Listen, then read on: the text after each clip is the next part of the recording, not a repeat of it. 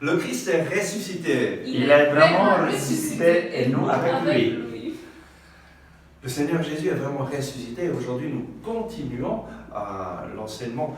La dernière fois, le mois dernier, nous avons vu que Saint Paul, dans la lettre aux Éphésiens, au chapitre 6, nous parle du combat spirituel. Et nous avons introduit ce combat spirituel. Nous avons vu que notre lutte n'est pas contre des personnes humaines. Généralement, dans notre vie, nous avons toujours des problèmes, des personnes qui nous font du mal, des personnes qui nous agacent. Et très souvent, nous avons la tendance à réagir, à lutter contre ces personnes. Mais en fait, il faut aller à un niveau supérieur et nous rendre compte que l'ennemi nous attaque, que c'est l'ennemi, notre combat est contre l'ennemi, contre Satan, qui utilise aussi des personnes pour nous attaquer, mais si nous voulons vaincre le combat spirituel, nous devons prendre les armes spirituelles contre l'ennemi. Et donc, qu'est-ce que nous devons faire? Saint Paul nous dit que nous devons résister aux attaques de l'ennemi et nous maintenir fermes dans la parole de Dieu, fermes dans une attitude de communion avec le Seigneur, ne pas nous laisser dévier par l'ennemi qui essaye toujours de nous porter en dehors des chemins du Seigneur. Et Saint Paul nous dit de revêtir l'armure de Dieu avec six parties de cette armure: la ceinture de la vérité, la cuirasse de la justice, les sandales du zèle pour porter l'évangile de la paix, le bouclier de la foi, le casque du salut et l'épée de la parole de Dieu. Nous avons vu que chacune de ces parties de l'armure sont des manifestations spéciales de Jésus dans notre vie. En fait, notre armure, il a un nom, c'est Jésus-Christ. Mais Jésus-Christ qui agit de façon différente dans notre vie, selon ce que nous captons de sa victoire pour nous sur la croix. Et donc, chacune de ces parties de l'armure nous aide à vraiment intégrer dans notre vie une partie de la victoire de Jésus pour nous, un aspect de la victoire de Jésus pour notre vie. Et donc, je voudrais aujourd'hui rentrer plus profondément dans chaque partie de cette armure pour que nous puissions vraiment être plus que vainqueurs en Jésus-Christ qui nous rend forts. Amen. Amen.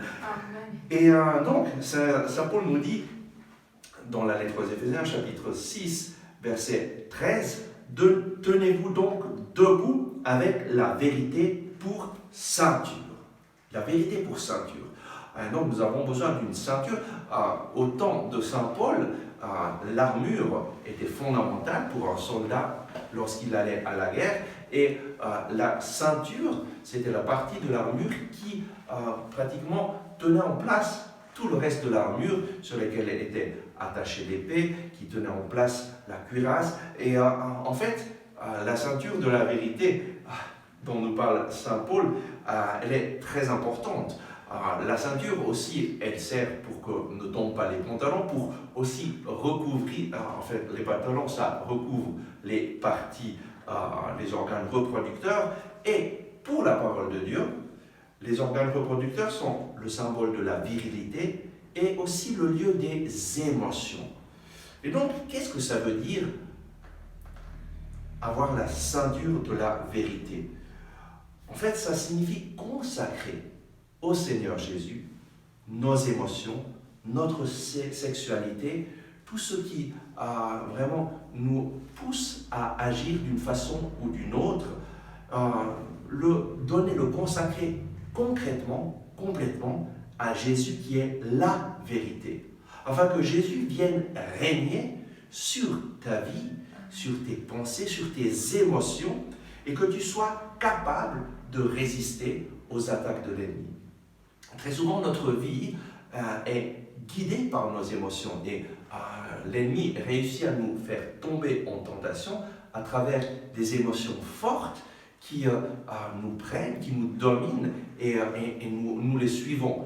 En fait, nous avons besoin de consacrer à Jésus notre sexualité, nos émotions, afin de pouvoir être capable de vaincre, par exemple, la tentation de la pornographie, la tentation de toutes les déviations sexuelles, la tentation de pensées impures, et consacrer notre sexualité, consacrer nos émotions à Jésus, c'est vraiment mettre la ceinture de la vérité, permettre que Jésus, avec sa vérité, avec son amour, vienne régner sur mes sentiments, sur mes émotions. Et donc, nous allons proclamer que Jésus, la vérité, est le Seigneur de ma vie, le Seigneur de mes émotions, le Seigneur de ma sexualité, et lui demander de venir en aide à notre faiblesse, afin que nous ne vivions pas selon la chair, mais selon l'esprit. Et donc, nous sommes toujours en danger de nous laisser guider par nos émotions, de nous laisser guider par nos sentiments, de nous laisser guider par nos passions. En fait, si nous nous laissons guider par nos passions, l'ennemi aura du pouvoir sur notre vie. Et en fait, lorsque nous suivons nos passions, nous tombons dans les tentations, ça nous enlève de l'énergie, ça nous disperse, ça enlève nos forces, et nous ne sommes plus centrés sur le plan du Seigneur. L'ennemi, sa tactique, c'est toujours de nous décentrer du plan de Dieu. Il essaie toujours de nous porter en dehors du plan de Dieu, à travers parfois des petites choses, et toujours plus pour nous porter petit à petit à nous détacher de l'amour du Seigneur et à perdre la communion avec Dieu et à tomber finalement dans le désespoir. Et donc, ce que le Seigneur nous invite, ce que le Seigneur t'invite en prenant cette ceinture de la vérité, c'est décide de marcher dans la vérité. Décide de renoncer à tous les mensonges de Satan. Satan toujours utilise nos sentiments et nous dit ça c'est essaie juste un petit peu de faire ça, tu auras du plaisir et ce n'est pas si grave que ça. Mais lorsque nous nous laissons prendre par nos émotions, par nos sentiments, par nos passions, petit à petit l'ennemi prend le contrôle de notre vie. Aujourd'hui, décide de prendre la ceinture de la vérité, et la vérité c'est que Jésus est mort sur la croix pour toi et qui te donne la victoire sur tes sentiments, sur tes émotions, et qui te donne vraiment de pouvoir vivre dans l'esprit et non pas dans la chair. Amen. Amen. La deuxième partie de cette armure, c'est la cuirasse de la justice. La cuirasse, qu'est-ce qu'elle sert à quoi? Pour le soldat, la cuirasse couvre les parties vitales du corps, comme le cœur, les poumons. Et la parole de Dieu nous dit que nous avons été justifiés par le sang de Jésus. Jésus a versé son sang pour nous sur la croix afin de nous rendre justes.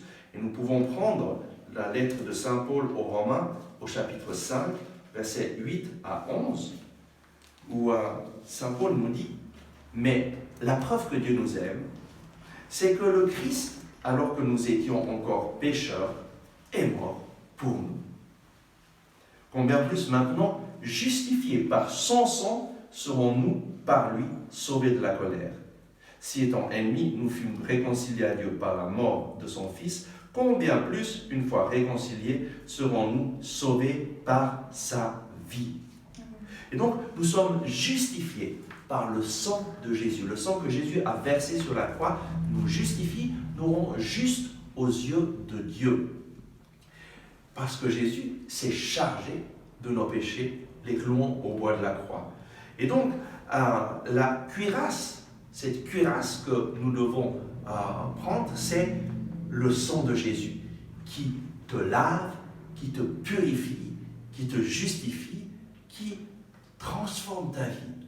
En fait, par la puissance du sang de Jésus, nous sommes purifiés, transformés, rendus justes aux yeux de Dieu.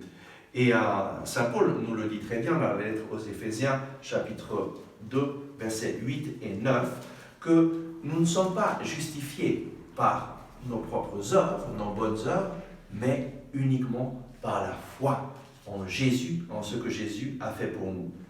Éphésiens, chapitre 2, versets 8 et 9. Car c'est bien par la grâce que vous êtes sauvés, moyennant la foi. Ce salut ne vient pas de vous, c'est un don de Dieu.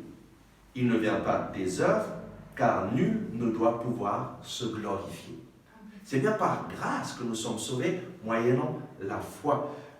Ce salut ne vient pas de Dieu, il ne vient pas des œuvres. Et donc, nous avons besoin vraiment de prendre conscience, parce que l'ennemi toujours essaie de nous faire penser que comme j'ai fait quelque chose de mal, je dois payer moi-même, je dois compenser cela avec des bonnes œuvres.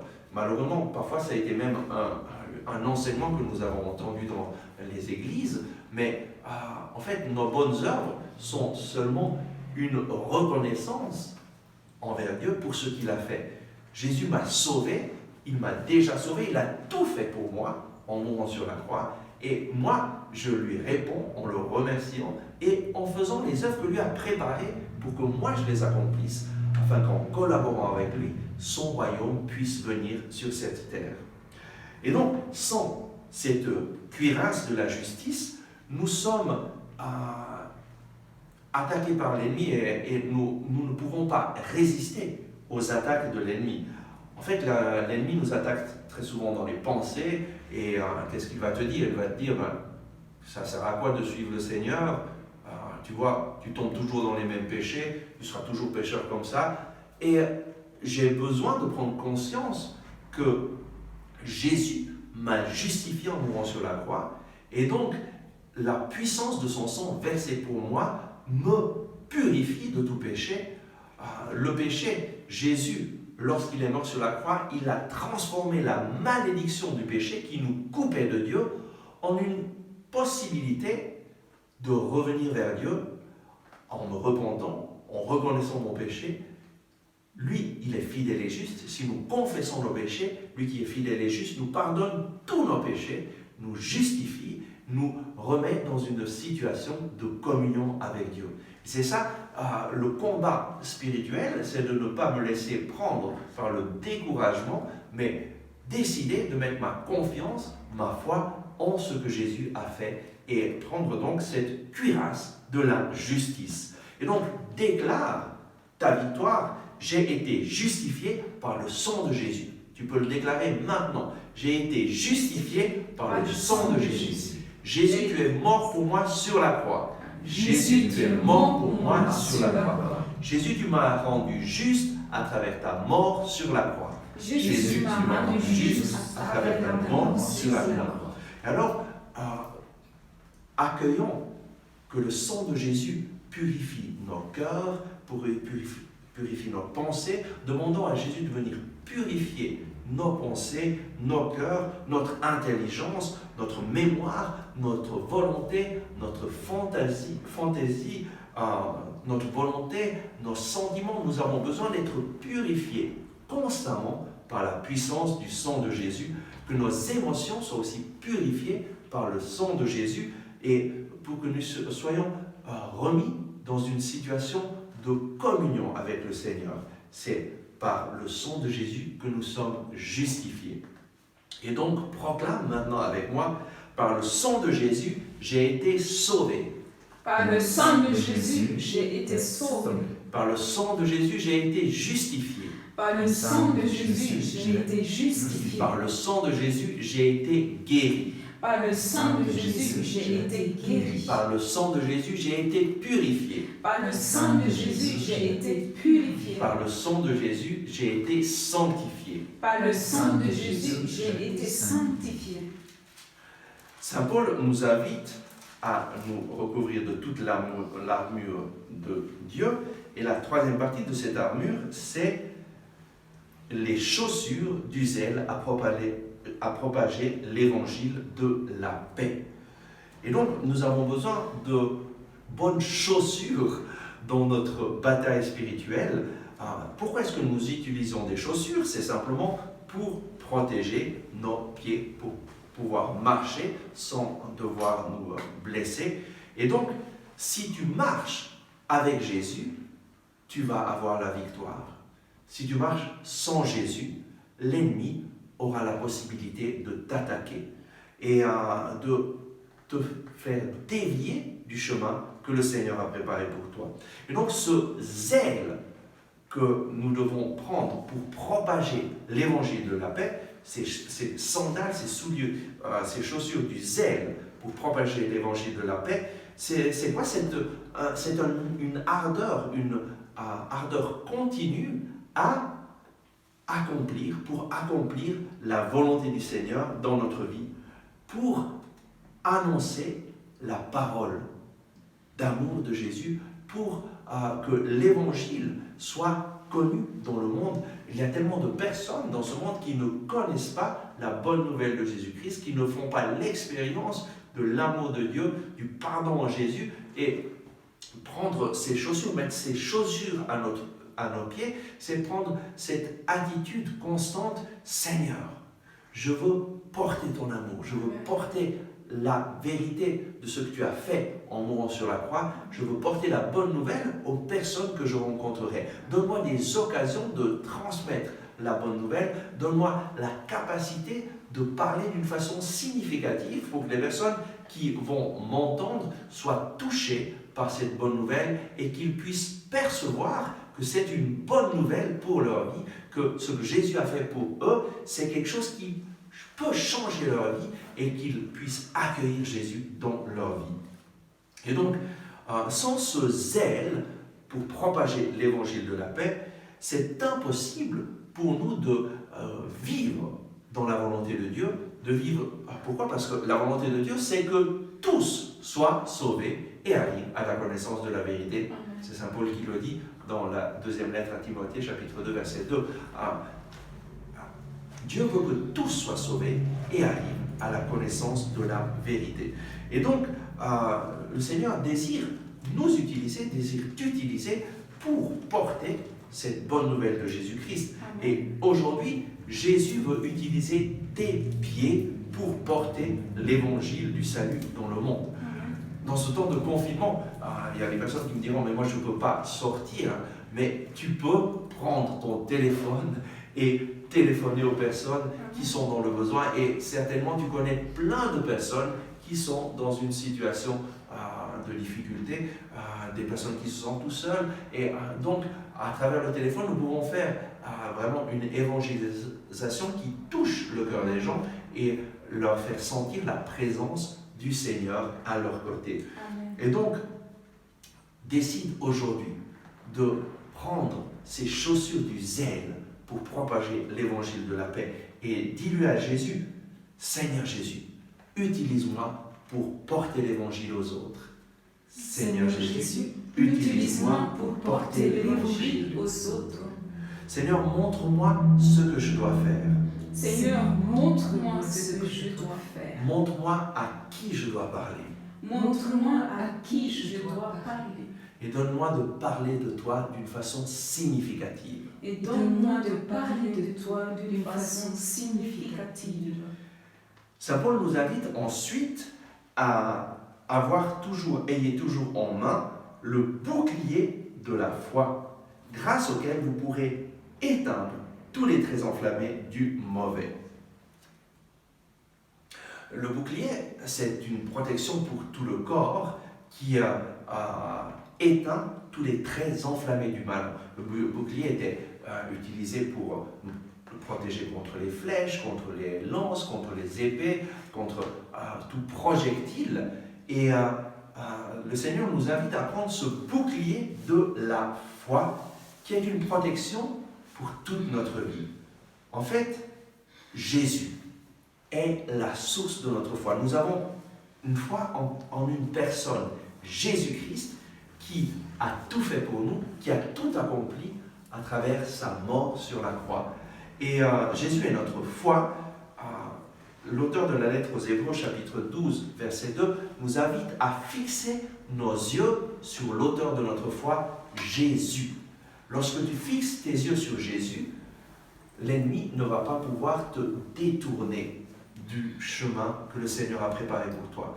Et donc, prendre ce bouclier de la foi, c'est fixer nos yeux sur Jésus, fixer notre confiance, notre foi en Jésus, parce que Jésus est notre foi, Jésus, à travers sa fidélité, devient notre bouclier. Amen. Lorsque j'accueille Jésus, lui, il est un bouclier qui me protège contre toutes les attaques de l'ennemi.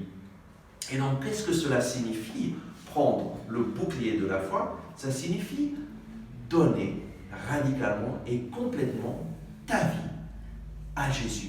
Remettre ta vie entre les mains de Jésus en mettant ta confiance en lui parce que lui va te protéger. Et tu peux le dire, Jésus, j'ai confiance en toi. Jésus, j'ai confiance en toi. Jésus, tu es mon bouclier. Jésus, tu es mon bouclier. Jésus, tu me défends contre toutes les flèches de l'ennemi. Jésus, tu me défends contre toutes les flèches de l'ennemi.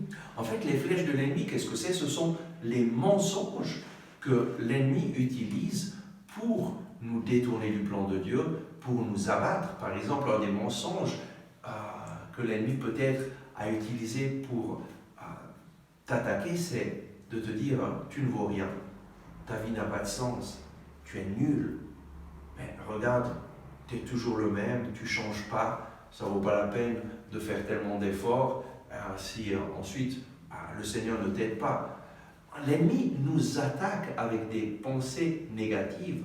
Tu ne vaux rien, tu n'as pas honte de toi. Et ces attaques sont des attaques réelles et nous devons nous rendre compte que c'est l'ennemi qui nous attaque.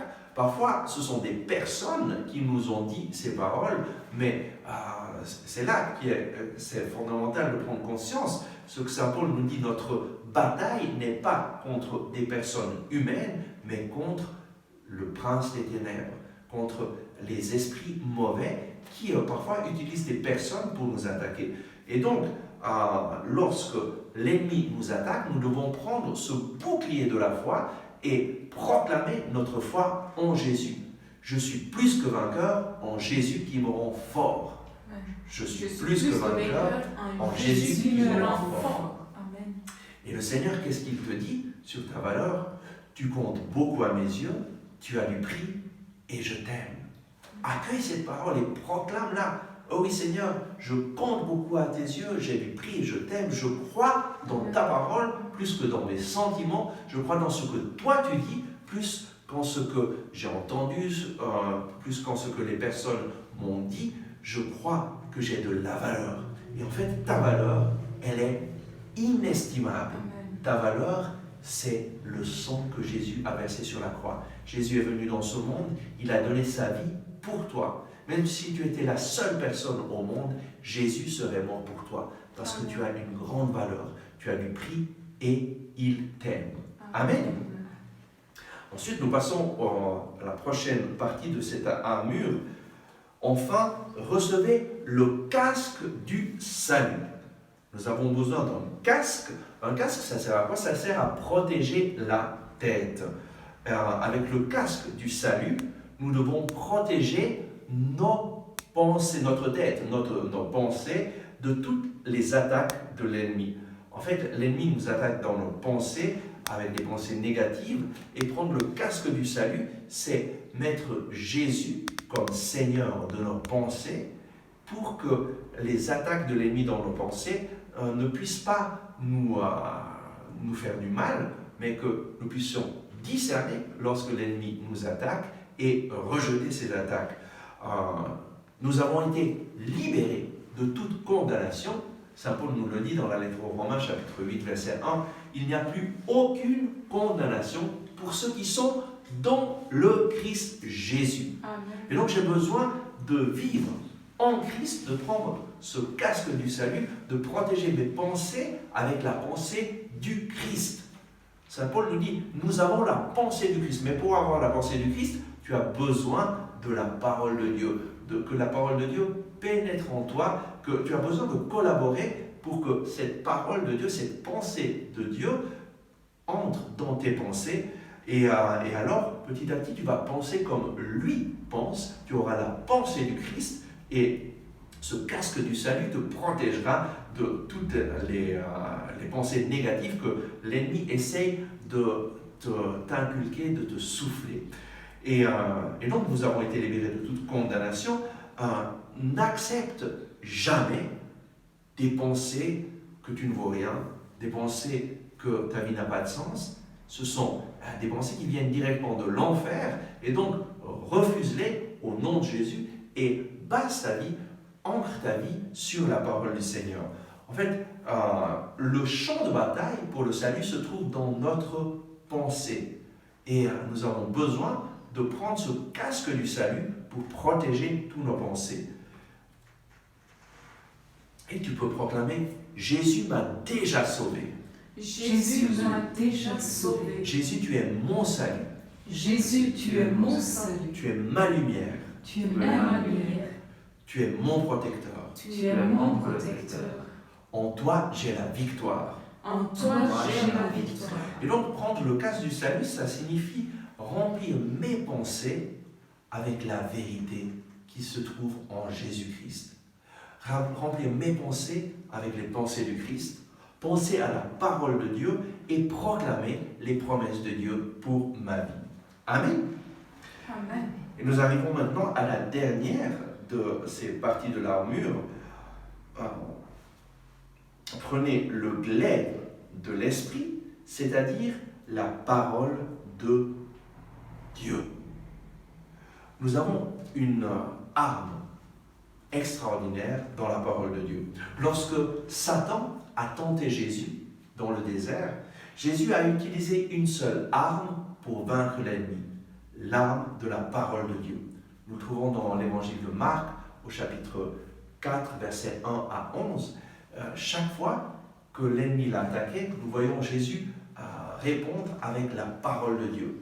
L'homme ne vit pas seulement de pain, mais de toute parole qui sort de la bouche de Dieu. La parole de Dieu est une nourriture qui transforme ta vie, une nourriture qui te soutient, une nourriture puissante pour que tu puisses aller de l'avant, pour que tu puisses grandir dans le chemin du Seigneur. Et Jésus a utilisé toujours la parole de Dieu. Tu ne tenteras pas le Seigneur ton Dieu. Chaque fois que l'ennemi l'attaquait, il a utilisé la parole de Dieu pour répondre. Et nous aussi, nous devons suivre l'exemple de notre Maître Jésus et prendre en main la parole de Dieu pour pouvoir répondre aux traits enflammés du malin.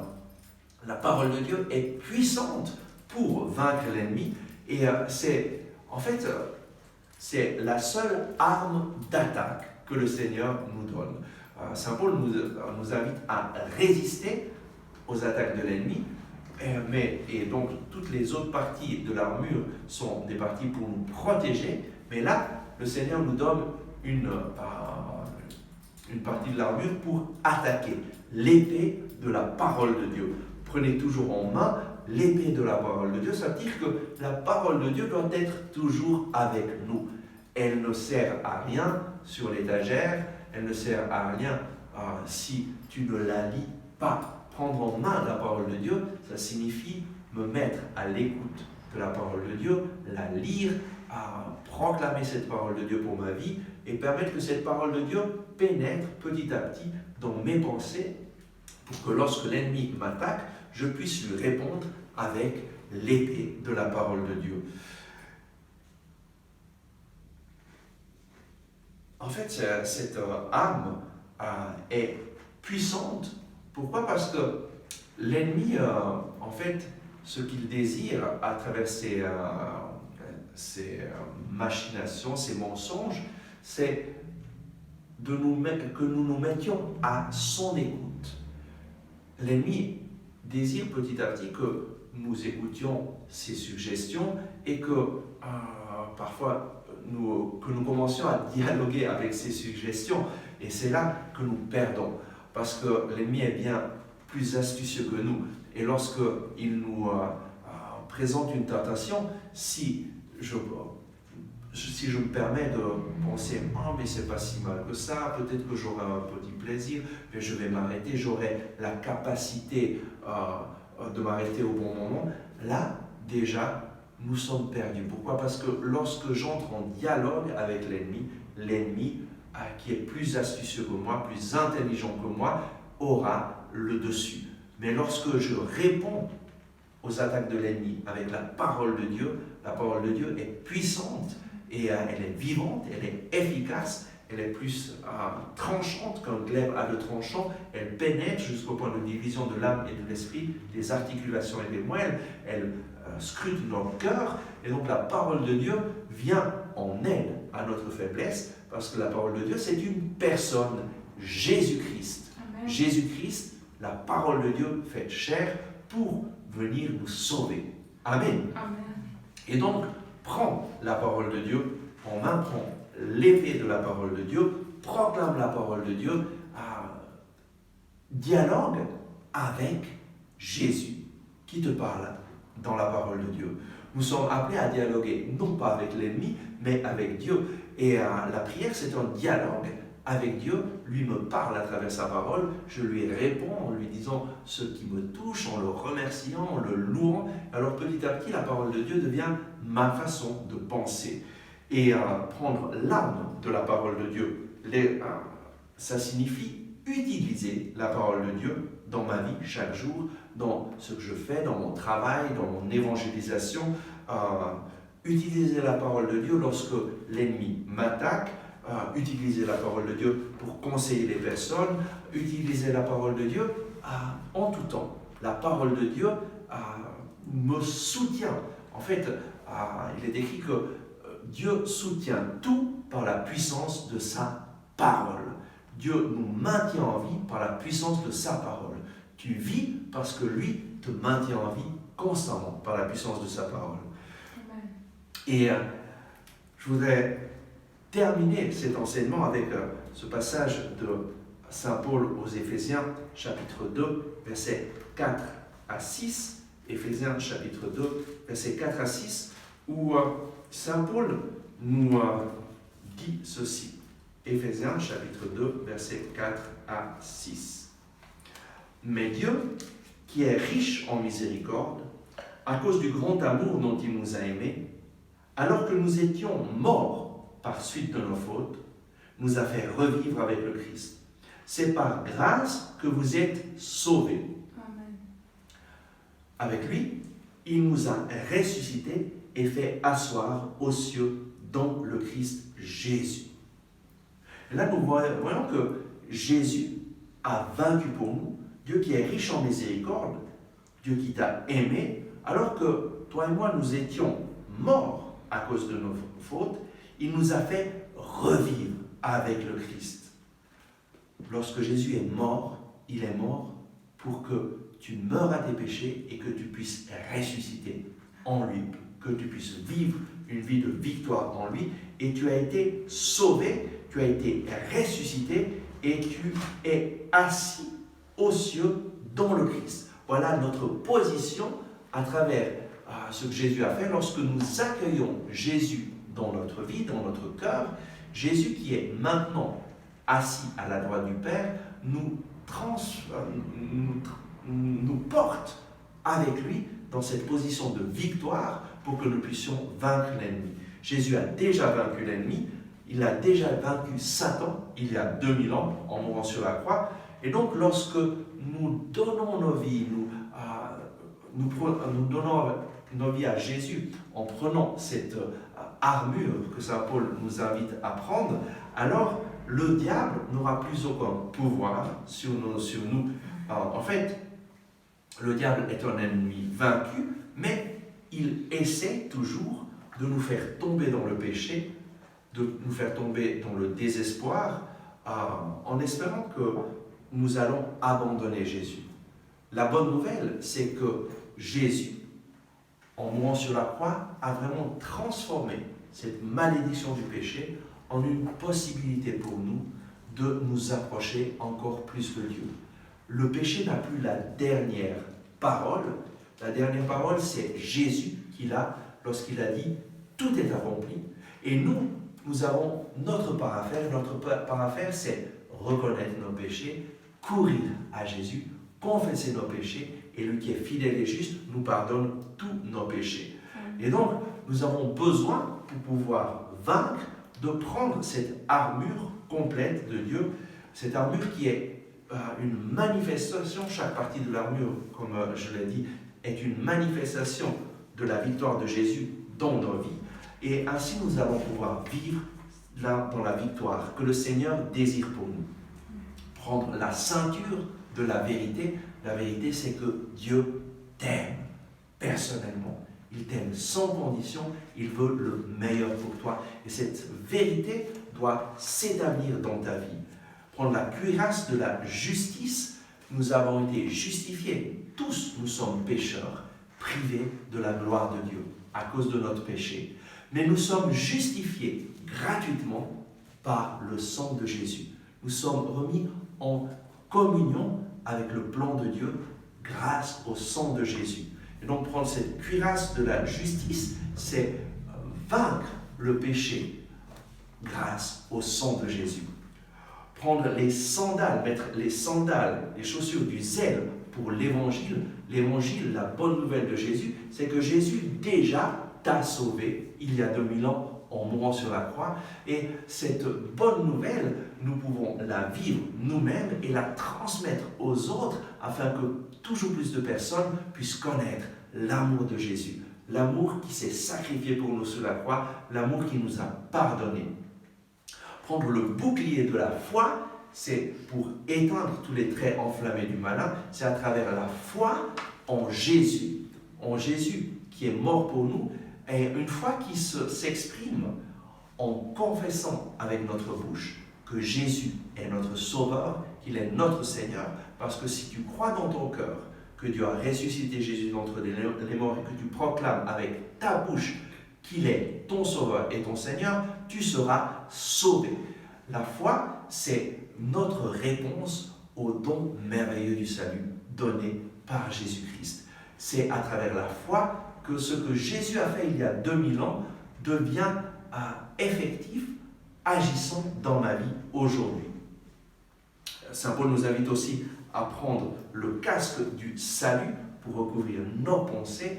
Nous avons été sauvés dans le Christ Jésus et le Christ Jésus nous remplit d'un don extraordinaire, le don du Saint-Esprit, pour que nous puissions vivre le salut chaque jour de notre vie, pour que nous puissions faire l'expérience que Jésus nous accompagne, que Jésus nous a sauvés. Lui nous a donné le don du Saint-Esprit qui est descendu sur les apôtres le jour de la Pentecôte, qui descend dans nos vies chaque fois que nous l'invoquons et qui t'accompagne pour que tu puisses vivre une vie de victoire.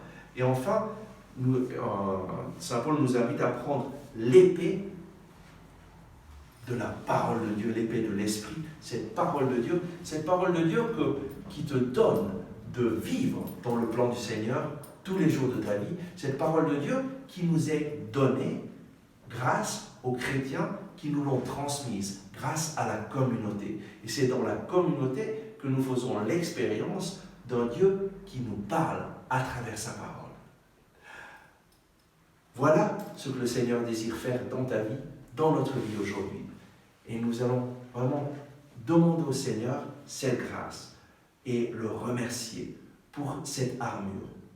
Seigneur Jésus, merci parce que tu nous donnes cette armure pour pouvoir vaincre dans notre situation.